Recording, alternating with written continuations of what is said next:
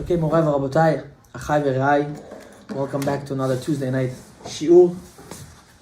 Shidduch, right? Dating series number 2. Let's start. Today, on our agenda and our topic, I just want to give a disclaimer before. All the research I did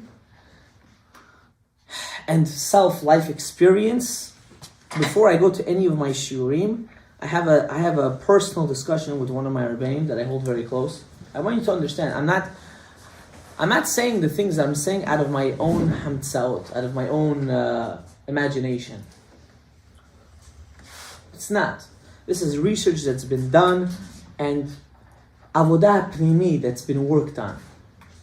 You have to understand, when you go into this realm, you have to understand it's fully avodah pnimi. You're working on yourself from the beginning until the end. That's what really dating in marriage is. It's pure avodat pnimi. How can I better myself? Through bettering yourself, you come to a realization that you can be compatible with somebody else. But if you can't come to that realization, you'll never be able to be compatible with anybody else. So number one, we have 2 topics that I want to discuss. Really, I wanted to discuss 4 topics, but my wife said do these 2, and then the other 2 you'll do next week. So I said, okay. I got her approval. We went through certain topics, because to just speak, when you speak in a crowd of men and women, you have to, in a way, you have to have an understanding how the other side also feels. You know, as a man, you feel like this is the way, this is what it is, and that's the end of the story. And a woman is the same thing. This is my way. That's it. End. But when you come to Shidduchim, you realize it's not the way it is. It's not. You can ask any married person, he'll tell you this is not the way it is. So number 1, today we will be discussing is hadracha, guidance. A person, before he gets into starting to date, he needs to understand that in every step that he takes, he needs hadracha, he needs guidance. Now we'll explain what really means guidance, who's the right person to go to. Not necessarily is everyone the right person to go to. You know what? I'm going to tell you a story that happened. I think it was right before Shabbat. I had a Talmud. He called me. I sent him the shiur, and he said, "Rebbe, I wanna tell you something." I didn't speak to him for a while. I said, "What's up? Talk to me." He said, "I was in a relationship with a girl for a while, and I decided to break it off." I said, okay. Now please don't blame me. What's going on over here? Please. He said, I wanna explain something to you. He said, you opened my eyes very much. He said, initially when I was going through the shidduchim process, in my mind was just one thing. We'll work it out everything later after we get married. Let's just get married. What will happen after? We'll worry about it after. I don't need to worry about this right now. We'll worry about it later. And I decided to take some of the questions that you asked me, that we spoke about last week, and I said, I'm going to actually put it before, I'll make it a ma'aser thing, an actual thing. After I came to my realizations of my questions, for example, he told me something very, very, very shocking. He said, one of the questions we ask is, where are we going to live? Right? That was one of the questions. And she said, I'm not leaving a certain community. This is where I am, this is where I'm comfortable, I'm not leaving. And he was from the other side of the world. He said, Ya Habibi, I have a job, I have finances, I can support you, you never have to work. You have to come to me. Now these are things that if you don't discuss in the beginning what happens, you get caught up in such an emotional roller coaster, which we will talk about also, one of the topics of today, that confuse you so much that you end up having so much repercussions because of this, because you just wasted so much time, and now you got to go through depression because you felt like you wasted her time, your time, and then what happens? It doesn't work out for something that can be resolved right away on the spot. So when you come to this conclusion, maybe really the truth is whatever I'm going to tell you today really had to be the first shiur. But the reason why I did it second was not to scare everyone. Because Ya Habibi, marriage is not a game. It's not a game. Habibi, you're building a family, you're building a life, you're spending the rest of your life with that other person, whoever that other person may be. If you don't do the right decision for you, it has nothing to do with religion right now. It happens to be a religious person is talking about it, but it has mamish nothing to do with religion. If someone that you feel is not compatible, what are you doing there? And that's why you need hadracha. Hadracha of Nachman Breslev says that when a person is when he has no doubt in his Rebbe, no doubt, he'll see success. What does that mean? We should be tukim? We should be robots? Is that what he means? Yes and no. You know, when I come to you and I'll tell you, listen, do you like these AirPods? Now it has my initials engraved, Bonagid. It doesn't, but Bonagid, and it's something that I worked hard for. If I'm going to judge these AirPods, I'm going to judge it to my own liking. But when I tell someone outside, can you tell me the scenario, do you like these AirPods? Automatically that person is not doing it for the benefit of anybody. He's telling you his genuine opinion as is. When you go to your Rav, your rabbi, or it doesn't need to be a rabbi. It could be someone that you're open to, that you can speak to. That is not. He's a person that's bipartisan. He's not taking anyone's side. He's an open person. He's a realistic person. It also goes for you girls. Rabbi say your friends are not your hadracha. But he's my best friend, Rabbi. You don't understand. We grew up in diapers together. I don't care. Your best friend cannot be madrich you, even if he's married. He can't be madrich you. You need to go to someone that is beyond friendship. Someone with an idea that only wants to do for your benefit. I know so many stories of people getting advice from friends and it was the worst choice of their life. Also you, girls, don't get fooled. Don't say, oh, you don't need to express all your emotions, how the date was going and so on and so forth, how you feel to anybody. This is your own personal concern. This is your own personal feelings. You keep it to yourself and you discuss it with someone that's a much higher caliber. Why? Because they won't take sides. They'll know how to give you the advice that you need, not what they want out of you. That's the difference. So hadracha is very important. It's extremely important. You know what? I think it's the most important thing. Because sometimes a person can cloud himself. I give you an example. A guy says, listen, or a girl, doesn't make a difference. I want to live a Torah life. Okay, go nagid.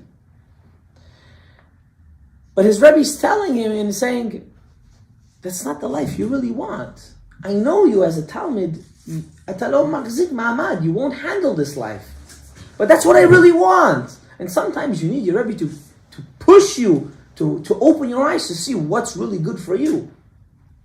And you cloud yourself with your own illusions and with your own skaski and your own paradox that you're building, your own Pandora box, and you realize when you're going to get to that point that you have to cross the river, you say, oh, I can't do it.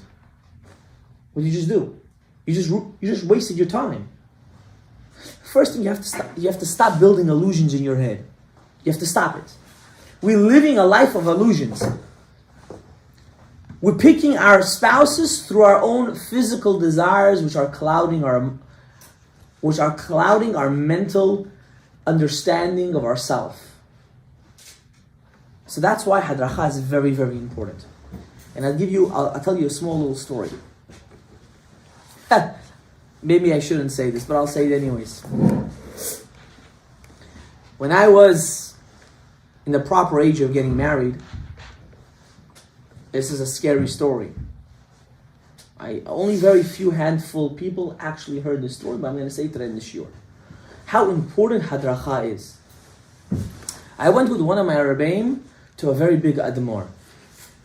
You know what an Admor is? It's a Hasidic Rebbe. Now I'm not talking about one that just woke up yesterday and said he's a Rebbe. I'm talking about someone that has mamish, a dynasty.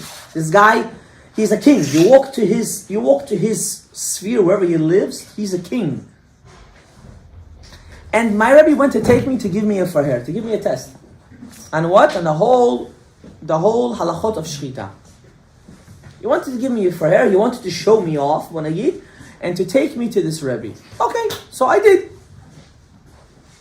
We went to this Rebbe. Now listen to the siyata, how HaKadosh Baruch Hu, he just moves things. After I give my test, Baal Peh, I'm rattling off Shulchan Aruch from my mouth, Shach and Taz, I'm rattling off. My Rebbe brought his father, which is a very big posek. And he looks at me, and he looks at the Admor, and he says, this kid has an unbelievable brain. But there's a problem. What's the problem? He's talking to a girl, and it's clouding his mind. This is what he says. He said, I want you to do a Tkiyas Kaf. You know what Tkiyas Kaf in the time of the Gemara? You are not allowed to swear. But there's something called a handshake, which is it's considered like a swear. If you ever see any Sephardi chupot, whoever didn't do it, whatever the case is, that some rabbis make the chatan swear under the chuppah that he's never going to get another wife. We're not going to talk about this. This is a different topic. So they do. If you ever see in the chuppah, the rabbi shakes the chatan's hand. And this Rebbe, his father wanted me to do this to this Admor. And the Admor looks at me, I kid you not. He looks at me, he looks at my Rebbe's father, he said, I'm not doing it. Now that was the biggest shock of my life.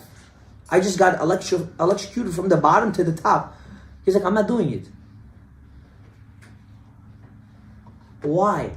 Because sometimes people see things that are beyond emotions.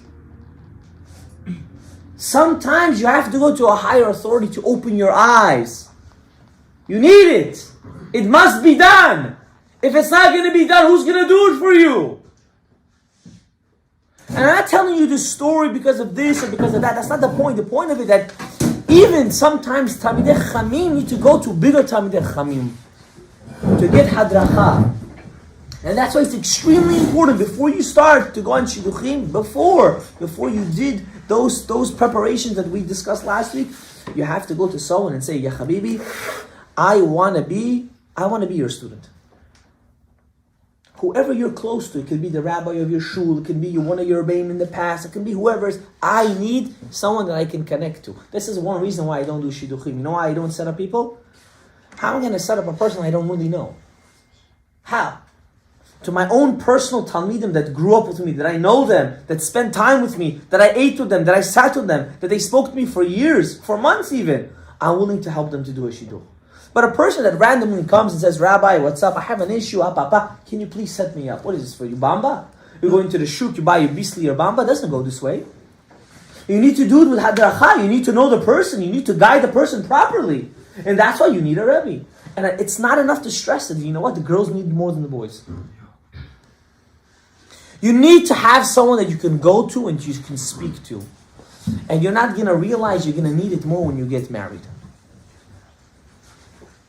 But now, since you do it before you're married, it's much, much more easier to have that open conversation with whoever it is. Now, the second thing that I wanted to talk about today, really, shkoyach, thank you. I'm going to say on the bracha in the first cup. The second thing I wanted to talk about, which is the most scariest, and I'm going to give you an introduction with the story. Baruch atah Adonai Eloheinu melech haolam shehakol nihiyah b'dvaro.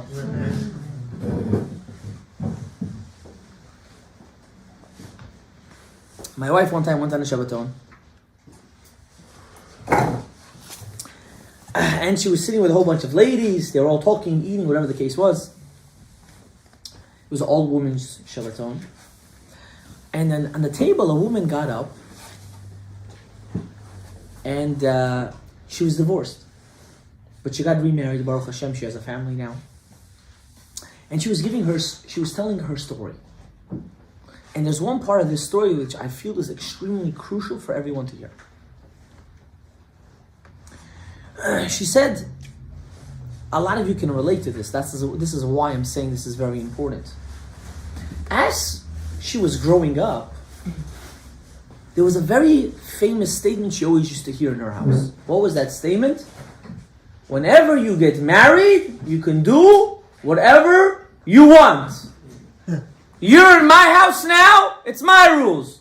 You get married, you can jump off the cliff. That's not my problem. That's already on you. You want to go out with friends? When you get married, you can go out. And the girl was saying she was growing up thinking that what's marriage? An escape. I can run away. I can just enjoy life, you know? Who's not going to look up to getting married, no? You growing up feeling from a young age, you get married, you do whatever you want. You get married. So the person is growing up. It doesn't make a difference if you're a guy, if you're a girl. What's going through your head? Oh, I get married, I have some freedom. I can breathe. I can move. I can talk. And you build an illusion around your head. How and when is the earliest time I can escape this jail that I'm in? Is it a jail or not? I'm not saying it is or it's not. I'm just telling you what goes on psychologically in our head when we always hear these things. We come to a realization that what? Because we're naive and we're young, that when we get married, we can run away. And it's not like that. Are you getting married because you're sick and tired of always doing your parents' chores? If it's the dishes or throwing out the garbage or cooking for the whole family? Is that why I'm getting married? Am I getting married because you don't want to hear your father say, oh no, shoot, how long are you going to be in my house for? Find a job, find a wife. How old are you already? I was married. They give you the whole Megillah of Yuchsin from here till Moshe Rabbeinu, how every grandfather and grandmother got married when they were 15 and they were all happy and they all worked out. They got married with whoever they saw first. Is that the reason? Are we getting married to run away? And you know what? The scary thing is 70% of people are getting married to run away from their reality. Not realizing when you get married, that reality that you're running away is not going to be an option. It's going to be an obligation. There is no, I'm running away from doing the dishes when I get. You're not going to do it. Who's going to do it? Your mother's going to come to your house and wash your dishes? Your mother-in-law is going to come. Busha v'charpa. It's going to be an embarrassment for you. Who's going to tell you to go to work? You know who? The rent. The electric bill. The food, the car, the insurance. No more Abba Ima, no more. Bye-bye. You're on your own. So you have to understand, you have to come to a realization. Am I ready for this mentally? Am I ready for this physically? Or am I doing this because I'm just trying to run away? And if you're doing it, you can be 80 years old and not married, and you can still have this mindset that I'm trying to do this to run away. And that's the wrong thing. You're not getting married to run away because you're running away, you know, to what? More responsibility. Before you were only taking care of yourself. Now you're going to be taking care of somebody else.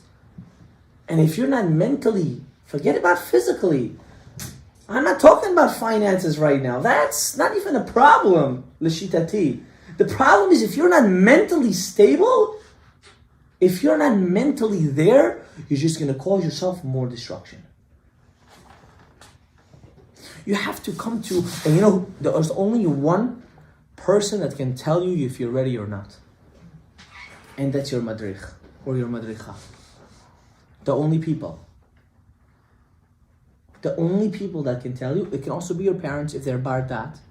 I'm scared to say parents, and I'm not scared to say parents, because it depends on the parents' view, which we will discuss, hopefully next year, how you find the shidduch and so on and so forth.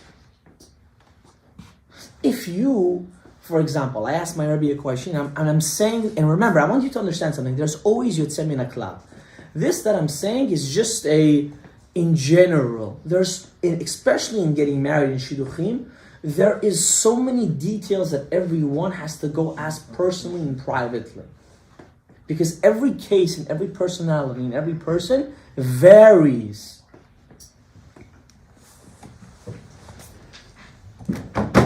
I know a person, unfortunately, they're getting divorced.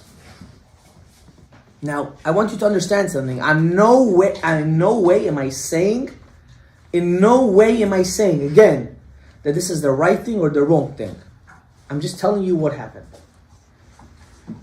You know, when a person goes through personal trauma, if it's unfortunately going through yourself as a child, seeing your parents getting divorced,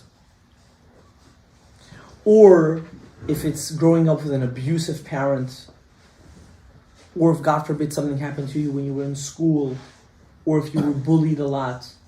I'm talking about basic things that happens to everyone. You can get bullied in school all the time. It happens to almost everybody. You know what kind of impact that leaves in you? You have no idea. It's an impact, you know. I said it once on my show, I'm going to say it again. There was a kid that unfortunately, I didn't even know that I hurt his feelings. And after 7-8 years, when I confronted him, he told me that I hurt his feelings one time. You know, it killed me inside. It killed me. Like, I was the cause of this person getting emotionally hurt. And until today, when I see him ask for forgiveness, it kills me inside. How I was such a cruel person. But you're not understanding, when you go into a relationship with these certain issues, that even though you're going to think, I'm Superman, I don't have these issues. Me? I'm invincible, Rabbi. No one's going to say anything and hurt me. Nobody. I know a guy, you know how he does his shtadlut of going out? He makes one initial phone call or text. He said, the rest, the girl's going to have to run after me. You know what I told this guy? I don't know who's marrying you. It's definitely not a straight girl.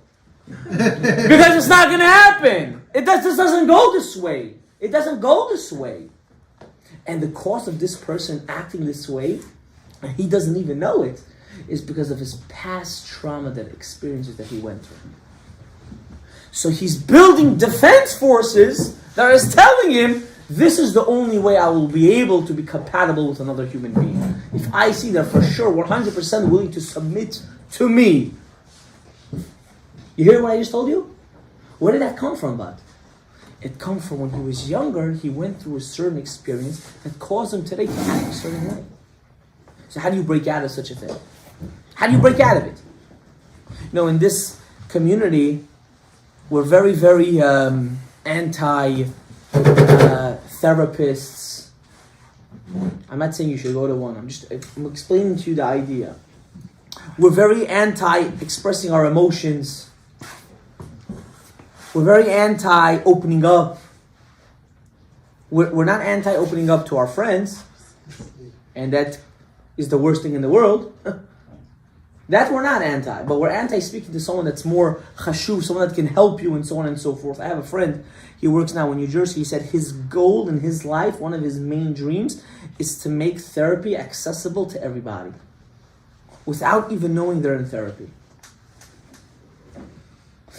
You should never ever feel ashamed if you went to ask for help for somebody. I also go to therapy, but you know what I go to? I go to my Rebbe. I have an issue. If I have a physical or mental issue, I sit down with my Rebbe and he gives me all the time that I need, and then we discuss it, and after one discussion or two, depends, it's done. Problem's fixed. You want to know why? Because I'm willing to open up to him and he's willing to accept everything. He's not going to judge me now. The things I told my Rebbe is beyond even knowledge. He was saying, you need help. I'm going to help you 100%. If you can't find a Rebbe like that, then you're in trouble. It's a Madrega? That's your Madrega? He's your Madrega? He's my Rebbe. What is the Madrega? Madrega means level. I don't know what you said before. I don't understand what you're saying. Madricha. Yeah, that. What is that? Madricha is like a rabbi for a woman, like a rabbanit or a mora, or someone she can open up to and talk to. It's a woman. Yes, it's for a woman. I do not suggest in any way, shape, or form, unless maybe Yotzei Min HaKlal, that a guy should speak to a rabbanit about their problems, and for a girl to speak to a rabbi about their problems. Really? Correct. I really, because I tell you why. You don't understand, but you'll eventually understand that women are built. They're built with emotions. That HaKadosh Baruch Hu created them this way, and if not, we would have been in big trouble. Because the baby would be crying, both man and the woman would not pay attention. They would let the baby cry to death. So Kadosh Baruch Hu knew that one person in this relationship has to be more of an emotional person, and He created in that sense the woman. And that's why both a man and a woman need to be getting married and living together. Not like this 21st century, which we have many different genders and so on and so forth. Now, back to our topic. In no way do I think that a woman should speak to a Rebbe. I feel that's very, very not good. I feel she needs a madrecha. Isn't that common though? It is very common because unfortunately the accessibility of a madrecha is very, very rare and unique. They're not always available. But a Rebbe is more accessible. But I feel, me personally, there are certain topics that a woman can talk to a woman only about. And only a woman can understand a woman, regardless of what you're going to tell me. And there's certain topics that a man can only understand a man. And this has nothing to do with physical things. This is emotional things. I'm talking about emotions right now, not physical. I'm not even in that topic. I'm not even going to talk about that topic. It has nothing to do with this. But when you have someone that you can clearly open up to and express yourself in a way that he's going to guide you, your whole life is much better. Because now you know you're entrusting in somebody to hold your hands and say, Ya Habibi, do this and do that. And he's building you up the kelim. He's not weakening you. He's not making you handicapped. Or she's not making you handicapped. They're just entrusting you and giving you the kelim, the tools, how you will be able to adjust in your future. But if you're a man of ego and your gava is from here higher than the highest building in the world, no one's going to help you. Because in your eyes, the rabbi is always wrong and you're always right. So you have to come to a realization, what am I doing? Am I mentally ready to go on a shidduch? Am I running away from something? Is there something that's not clicking in my personal life? Am I running away from the reality of my life? And people do this all the time and they get married and they realize what?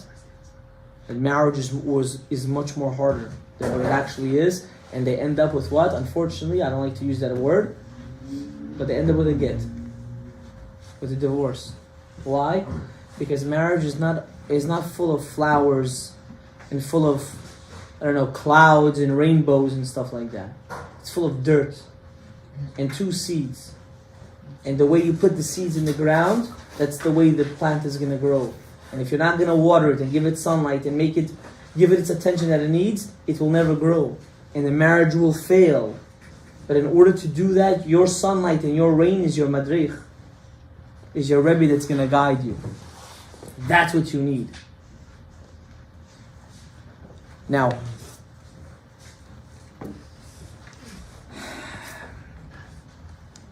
one second.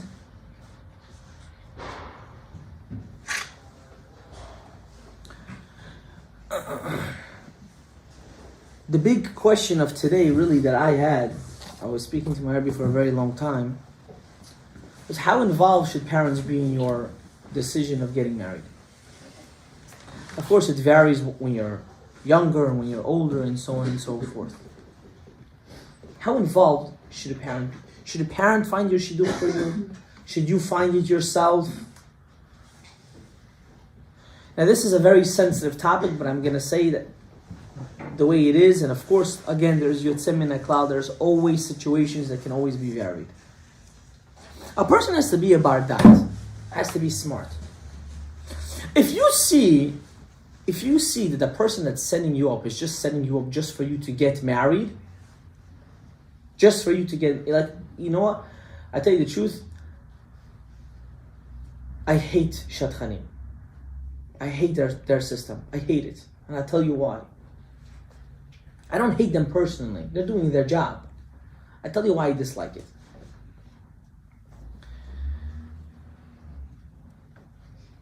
You have a person sitting in an office in front of a screen all day, was probably never met the guy, never met the girl, or met them once, and has a hamtza'ah, figures out how to play HaKadosh Baruch Hu. And takes 2 people and says, I think you're a good match. And then there's a shadchan that actually took his time or took her time and sat with the person and spoke to them, not one day, not 2 days, but for hours. He's trying to get to know the person. Who is this person really? Who is going to be the right person I can make the shidduch for? Now, why am I saying this? There's two kinds of parents. There's a parent that really looks out for the kid, that wants good for the kid, and there's a parent that does it for their own benefit. Is the girl from a good family? They don't ask anything about the girl. Lamaisa, the girl's not even in the equation. It happens to be that they're came at the same age. Is she from a good family? Is her mother normal? Well, Rabbi said these are all very important questions, but this is not the golden question when you go on a shidduch. Does she have finances? Is she pretty? And they go into these whole lists, but not even one time do they say, who's the girl? Is she good? How is her midot? How is she in school? How does she react to people on a one-on-one basis? They don't do this. Why? Because they just want to know one thing, that it's a good family, they're going to end up normally, and I don't have to worry about it. And vice versa. Vice versa. It can be a girl's side of the family that's trying to find a guy, a normal guy for the daughter, and say, does he make enough money? Is he a good-looking guy? What kind of car does he drive? And they go into all these inyanim, which are very chashuv. Don't get me wrong, they're extremely important. They're very, very chashuv, but there's an issue with it. What's the issue? No one is actually focusing on who? The people that are getting married. And that's the biggest issue. You can't do a shidduch, you can't go on a date just because everything around you looks very bubbly. You're not getting married for the shechina, you're getting married for the shechina, Rabbi Yisrael. You're not getting married for your neighbor. You don't need to have your friends and everyone saying, wow, how did you get into such a house? Wow. You don't need that. That's not important. They're not living with you behind closed doors. They don't know how structured that house is. They don't know if plates are flying every night. They don't know if people are cursing 24/7. They don't know any of that. They just know she comes out of the house very beautifully, comes very jolly, and everything's okay. No, not necessarily. And then there are parents that I would say that are more normal, that would sit down with their kids and say, "Ya Habibi, what are you looking for?" And they would go out and figure it out yourselves. It's extremely important. It's extremely important to get your parents' approval. Both in halachic and both lamaisa, they're not dumb. You know, people that just get married without, or just start going out. Start going out. It's good to see you, Eliyahu. Start going out. Right? Just, what was I saying? I'm sorry. I saw Eliyahu, his beauty got me a little confused.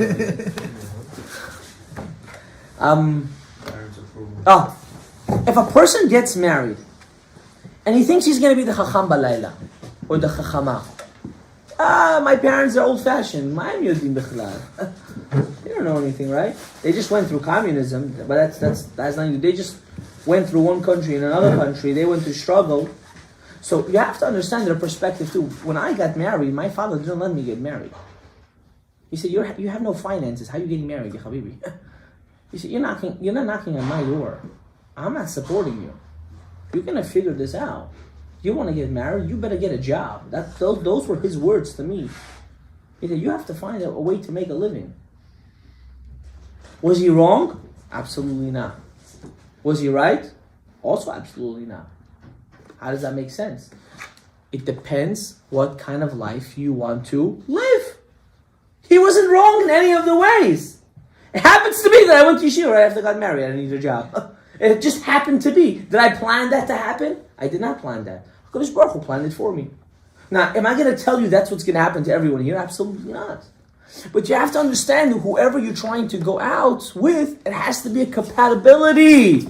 You have to come to a realization, I'm not just marrying the person because of some beauty that's one day not going to be there. It's not. And And you cloud yourself with all the mishigas and all the shtiyot that you want to cloud yourself with, for what? To have a check that you have the most beautiful girl in town? For who? Rabbi say you're living with that person for the rest of your life. Getting married is not a curative case. I say it in every shiur that I can give. Getting married is not, there's no operation over here. You're not here to make him a Baal Tshuva. Or you're not making him to make him the exact opposite. Whatever way you want to make it sound, if you want to live a very high-end, rich, so on and so forth life, which if that's the way you want to live, good for you. You can't expect a guy that doesn't work to give you that life. He's not going to give it to you. Where do you live? You live in the real world, or you live in imagination land? He's not going to give it to you. He cannot afford it. Where are you looking at? Some people looking for that. Rabbi, I don't care who she is. She comes from a rich family. I want to marry her. Habib, are you stupid in the head? What's wrong with you? That's what I want. That's what you want. That's what you're going to get. I wish this guy gets it. Why? Because that's what he wants. That's what he should get. Now, when a person goes and starts to set up people like, I don't know, some college fling, I have a friend and you have a friend there, let's set them up. What's this joke for you? Set up what? What are you setting them up for? You have to take achrayut for such a case. It's your responsibility now. Every averah that they do, every mitzvah that they do, everything before the marriage and after the marriage and so on, it's on your head. Why? Because you try to be a nice friend and you want to set them up and you feel bad for her, or you feel bad for him. And we're looking out for each other, we're so close. Ya Habibi, don't do that. Majority of time it works though. I don't know which world you live in. How would you know if she's right or not? How would you? We're not there yet. We're not. You see, did you listen to my first shiur? No, it's online. You can listen to it. That's you're gonna get a person. I'm gonna rephrase it a little bit. You know Hebrew?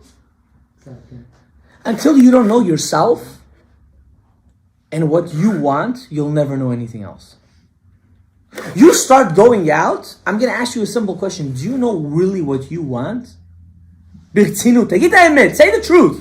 Besides yofi, besides beauty right now, take that, put it aside. Besides that, do you really... Say yes or no. Yes, and that's not good enough. Do you understand? If you had a daughter right now, right? And the guy said to you, comes to your house and says, and you ask, do you want my daughter? Yes and no. What are you going to do to the guy?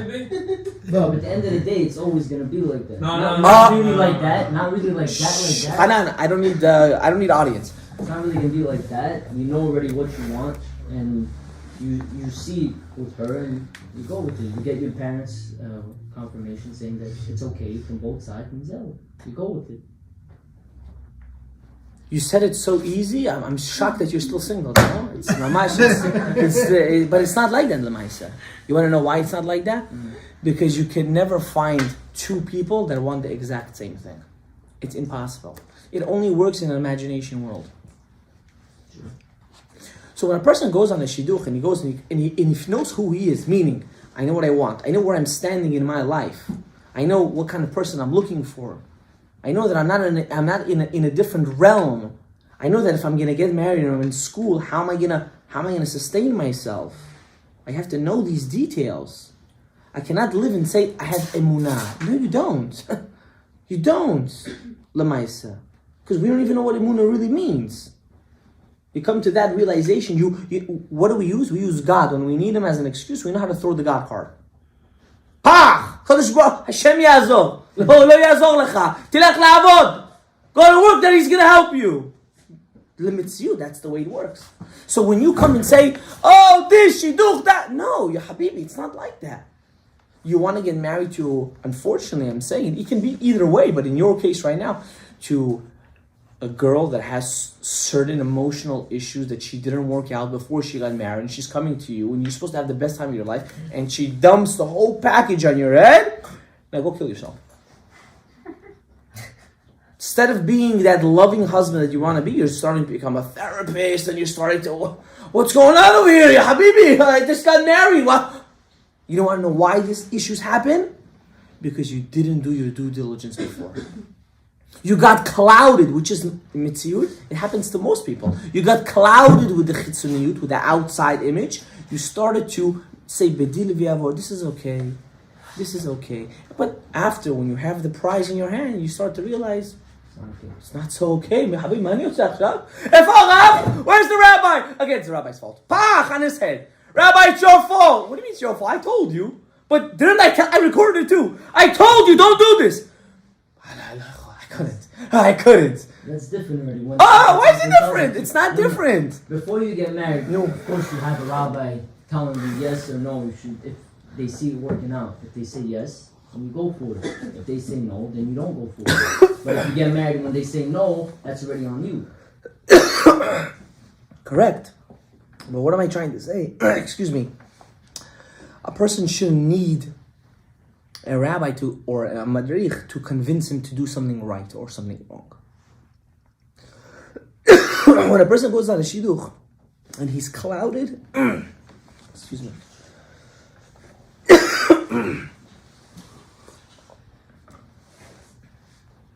When a person starts to go out and he's clouded, that's what ruins him.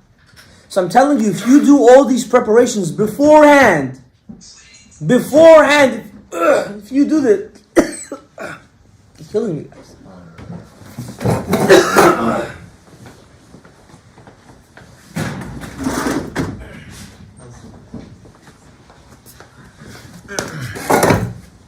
If you do your due diligence before, you're not going to need to go through all this hell. You should never know. The worst thing that can ever happen to a human being is after you get married, a month or 2 months later, you have a new couple that should be on cloud 9. And instead, they're willing to get divorced. The worst feeling. It happens to me all the time. How a couple, 4 days after they get married, they're in the middle of the Sheva Brachot, the guy saying, I'm going to Beit Din to give her a get. What happened? You just got married. You just got married. What's wrong with you? I can't. You can save yourself all this balagan, and of course through other teachings as well, not to go through this issue. The problem is we're not willing to do the footwork. It's too much work. Rabbi, I don't know myself. Of course you don't know yourself. But you have to come to a realization how you want to live your life. That's what you have to come to realization. You can't just go out with anyone. You can't, and you know you won't do that. Also, you girls, you shouldn't sell yourself cheap. A lot of girls do that. They'll be fine to okay, I'll let this go, I'll let that go. And then you realize he comes home, he's going to get married to you. Before you know, you're going to say, what am I married? What am I? I'm a maid, I'm a slave. I didn't sign up for this. And all this is why? Because you got caught up with your liv and not with your seichel. You were too involved with your heart doing your decisions and not your brain. So to make sure that your heart doesn't do the decision, you need a madrich. Now don't get me wrong, heart is very important. You need to find a certain attractiveness. It's extremely important. And anyone that says otherwise, run away from him or run away from her. If you don't find a sense of attraction, and it should be a good feeling, it's not for you. You can be Moshe Rabbeinu and you can be Miriam and Neviah. If you don't feel it, you don't feel it. There's nothing you can do about it. You need to feel it. That's number one. Everyone agrees on that. No one's talking about that right now. We're talking about the other things that come out after, that cloud your judgment. Why? Because you're so infatuated in your own illusion. And the only one that can guide you is a third party. And your third party has to be either your Rebbe or your Madricha. That's what I'm trying to tell you today. And a lot of people do this mistake to the extent that they get married. I know this is not a marriage class, but they get married and they stay married and they're miserable. And they could have fixed this problem if they would have a madrich or madricha during their marriage, that they had someone to talk to guide them to the right way. But the ego of a human being doesn't allow to ask for help. You know how you know someone is strong? When he knows how to say help. I'm stuck. Can you guide me? That's how you know if a person's emotionally strong. You know, I'm not scared to say it. If I need help, I'll call my Rebbe in the middle of the night, 2 o'clock in the morning. I have no problem calling. And no problem whatsoever. Why? Because if I need help, I need help. Because I know if I'm going to ask for help, it's going to make me a better human being. Not just for my family and for my wife and so on and so forth, but for me too.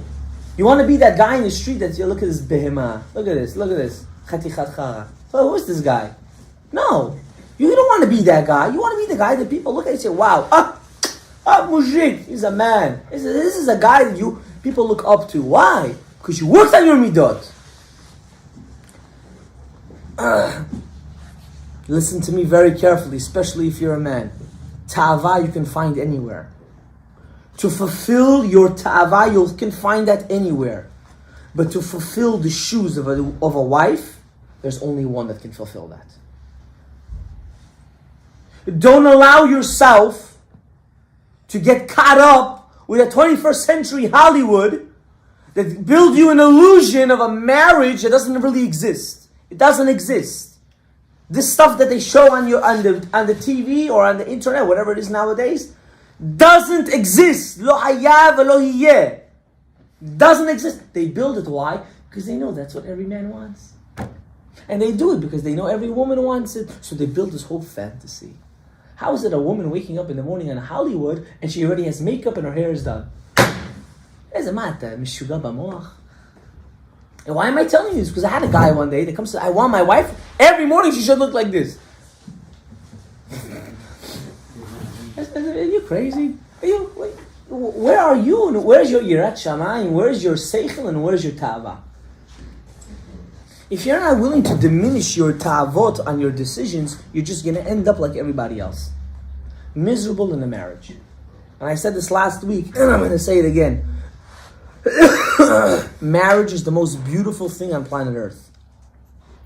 It's the most beautiful, it's the most enjoyable, it's the most fulfilling thing on the planet. But only if you do it with the right person.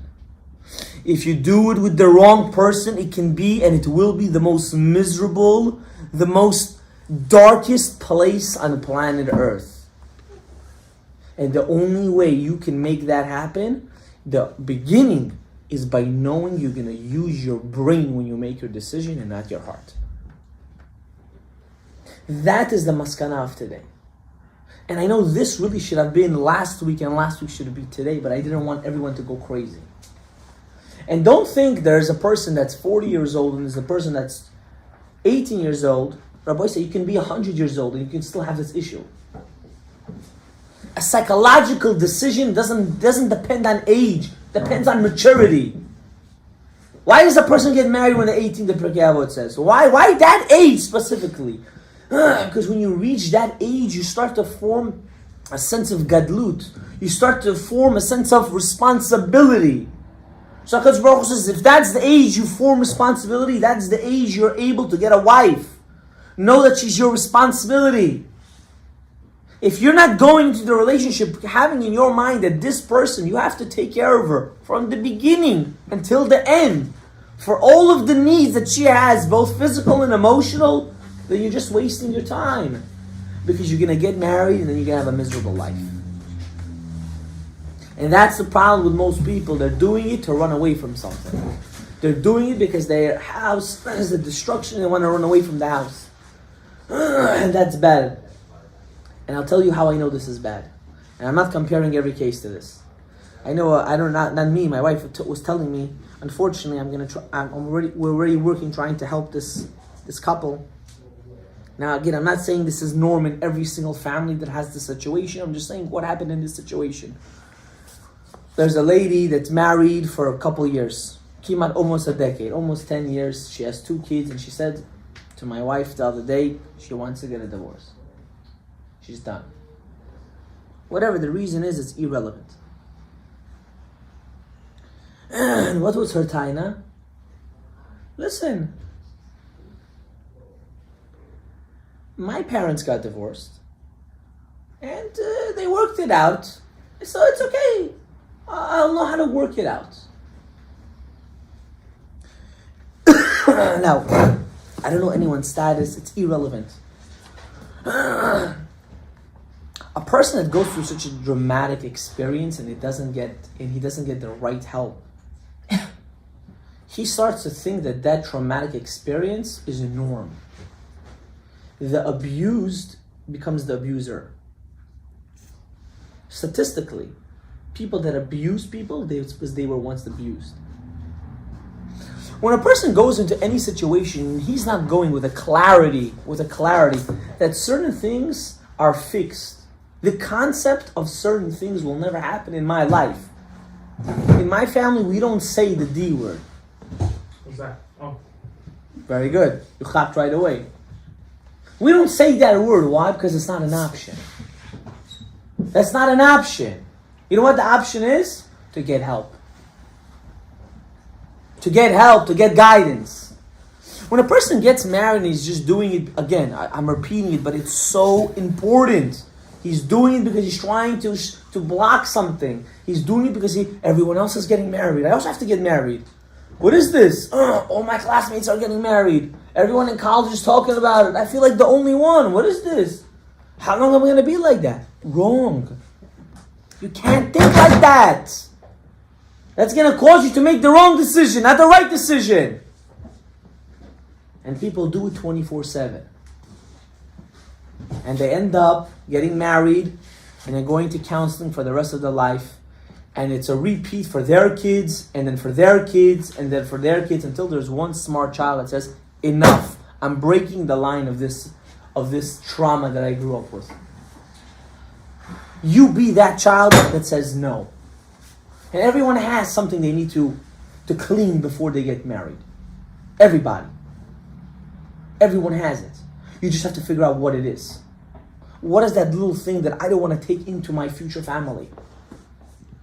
How am I going to be the best person that I can be for that certain person, that whoever she's going to be? I'm going to finish with this. This is for married people. Someone asked me to give a class for married people. I said, no, not yet, maybe later one day. But let me tell you a klal. For the married couple that's here, it's very, very important. You should listen to this and you should never forget. This should be your first rule and your last rule until the day you die. Saved my marriage and it killed many other people's marriages that didn't do this. When you get married, whatever happens between you and your wife stays between you and your wife. Not the father, not the mother, not the grandfather, not the best friend, not the best friend, not the professor. No one gotta know what's going on in your house. Whatever happens in that house stays in that house. There is no reason whatsoever that someone else should know your business. The second someone finds out, that's the second shalom bayit problems happen. The second someone finds out, she told her mother, you told your father, that's it, done. Why? The sinah starts to come to the house. If you don't know how to build that mental circle around you together, whatever happens here stays here. That's it. This is the klal. This is the klal. I have a relative that got married. Hashem should help them. Whatever the case is, they're going crazy there. They came to my house. My mother was there. My mother goes to them and says, you know them too? She's talking about me and my wife. I never heard one complaint from them. And she said, I knew from far they had their own issues they had to worry about. But not one time did they come and tell me I have a problem with Aleph, Bet, Gimel, Dalet. Never. Why? It's none of her business. You have a problem, you have to fix it on your own with her. And if you need Hadarcha, you go to your Rebbe. He will guide you and he will help you. But in no way does that circle of trust leave.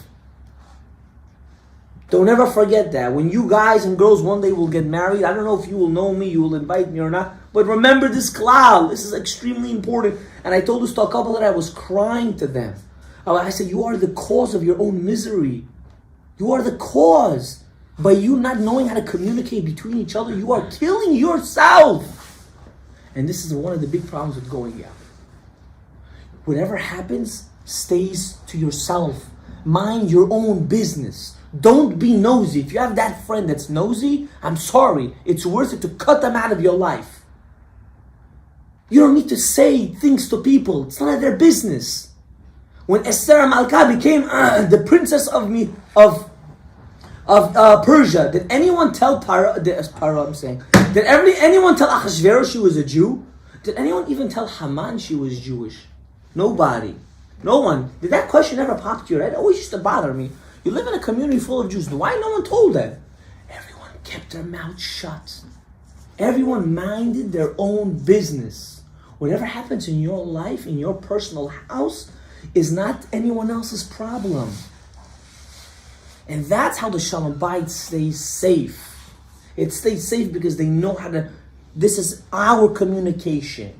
You walk out of that house, you're focusing, you walk out of that house, you just got into a fight. The second you walk out of that house, it's like you never had that fight. You want to continue being in a grudge only when you go back into that house. No one got to know anything. Nobody. You walk out of that house, you go to your father's house, you go to your mother's house. The best. I'm having the best time of my life. That's all they need to hear. Because if not, I don't need to go. All the davats that are going to come out. The Megillah, there's not enough ink and paper in the world to write what's going to come out of people's mouths. Do you understand?